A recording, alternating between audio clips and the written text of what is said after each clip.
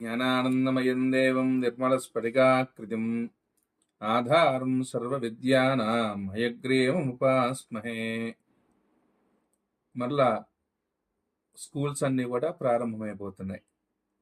విద్యార్థులకి సకల విద్యలకి కూడా అధిష్టాన దేవతలైనటువంటి గణపతి, సరస్వతి, మేధా దక్షిణామూర్తి ఇవన్నీ కూడా మనం ప్రతిసారి అనుకుంటూ ఉంటాం.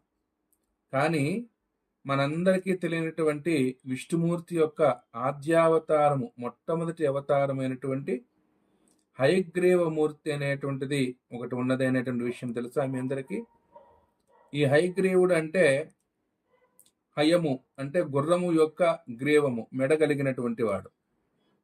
ఈ హయగ్రీవమూర్తి విష్ణుమూర్తికి ఉండేటువంటి 108 అవతారాలలో మొట్టమొదటి అవతారంగా వేదాల్లోనూ పురాణాల్లోనూ దేవీ భాగవతాది పురాణ గ్రంథాల్లో కూడా హయగ్రీవ ప్రస్తావన ఉన్నది.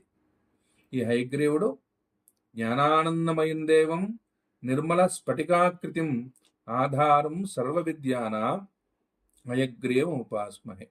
ఎవరైతే హయగ్రీవుని ఉపాసన చేస్తారో వారికి సకలమైనటువంటి విద్యలకు కూడా అధిష్టాన దేవత హయగ్రీవుడి యొక్క అనుగ్రహం చేత కవిత్వం, పఠిత్వము, అట్లాగే వాక్పటుత్వము, విద్యలో మంచి రాణింపు, గుర్తింపు కూడా కలుగుతుంది.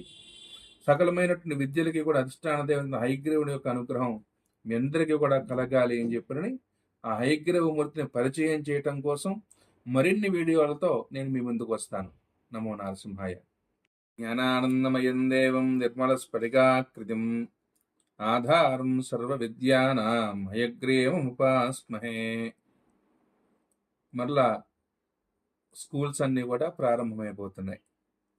విద్యార్థులకి సకల విద్యలకి కూడా అధిష్టాన దేవతలైనటువంటి గణపతి, సరస్వతి, మేధా దక్షిణామూర్తి ఇవన్నీ కూడా మనం ప్రతిసారి అనుకుంటూ ఉంటాం.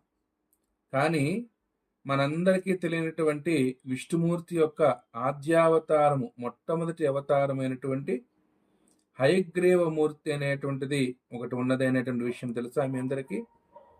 ఈ హయగ్రీవుడు అంటే హయము అంటే గుర్రము యొక్క గ్రీవము, మెడగలిగినటువంటి వాడు.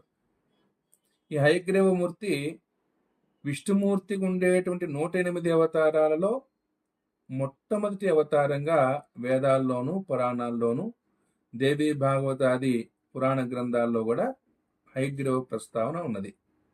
ఈ హయగ్రీవుడు జ్ఞానానందమయం దేవం నిర్మల స్ఫటికాకృతిం